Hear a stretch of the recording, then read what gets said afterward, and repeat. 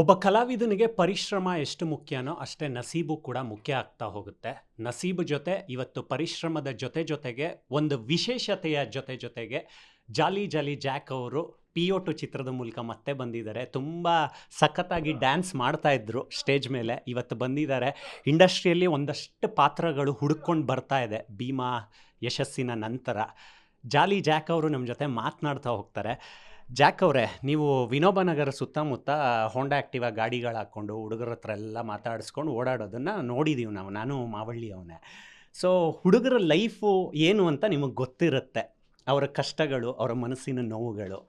ಇವತ್ತು ಪಿ.ಒ.2 ಚಿತ್ರದ ಸಾಂಗ್ಗೆ ತುಂಬ ಭರ್ಜರಿಯಾಗಿ ಡ್ಯಾನ್ಸ್ ಮಾಡ್ತಾ ಇದ್ದೀರಾ. ಎಷ್ಟು ಖುಷಿಯಾಗಿದೆ ನಿಮಗೆ? ನನಗೆ ಆಲ್ಮೋಸ್ಟ್ ಡ್ಯಾನ್ಸ್ ಬರೋದಿಲ್ಲ ಸರ್.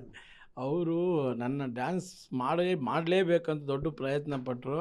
ಆ ಪ್ರಯತ್ನದಲ್ಲಿ ಯಶಸ್ವಿ ಕೂಡ ಆದರು ಅವರು.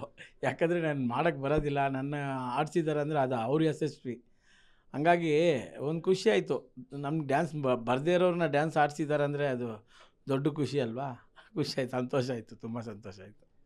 ನೋಡಿ, ಕುಡಿಯೋರನ್ನ ಸಾಮಾನ್ಯವಾಗಿ ಪಿ.ಒ.2 ಅಂತಾರೆ. ಅವ್ರನ್ನ ತುಂಬ ನಿಷ್ಕೃಷ್ಟವಾಗಿ ಕಾಣ್ತಾರೆ, ಕೀಳಾಗಿ ಕಾಣ್ತಾರೆ. ಅವರನ್ನ ಜನರು ನೋಡೋ ದೃಷ್ಟಿಕೋನನೇ ಬೇರೆ ಇರುತ್ತೆ.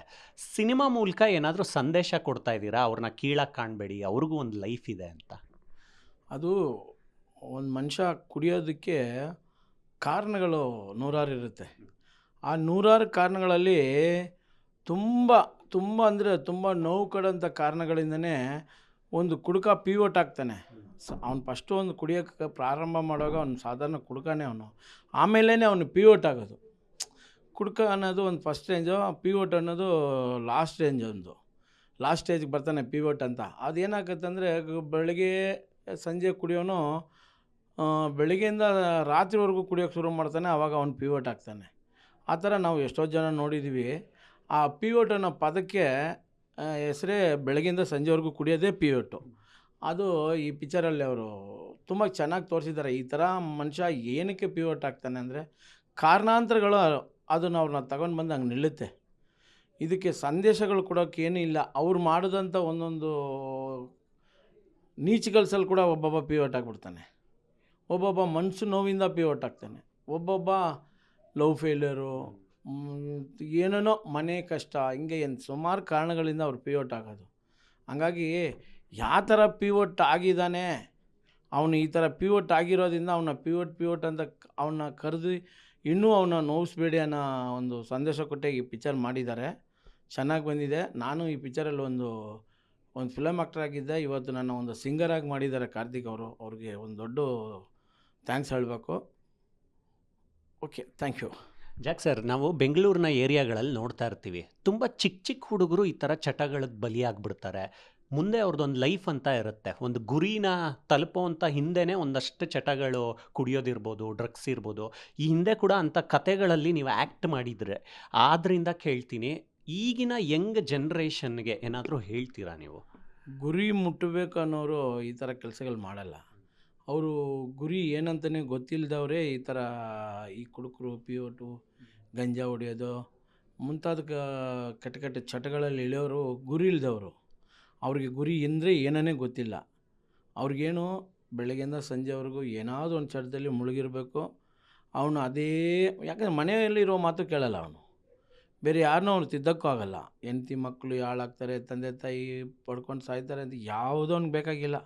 ಅವ್ನ ನಶೆಯಲ್ಲಿ ಅವ್ನು ಇರಬೇಕು, ಜಾಲಿಯಾಗಿರಬೇಕು. ಅವ್ನು ಕುಡ್ದು ಗಂಜಾ ಹೊಡೆದು ಏನೋ ಒಂದು ಮಾಡಿ ಅವನ್ನ ಮಣ್ಣಾಗೋವರೆಗೂ ಅವ್ನದು ಅದೇ ಕೆಲಸನೇ. ಅವನು ಏನು ಯಾರೂ ರೆಡಿ ಮಾಡೋಕ್ಕಾಗಲ್ಲ.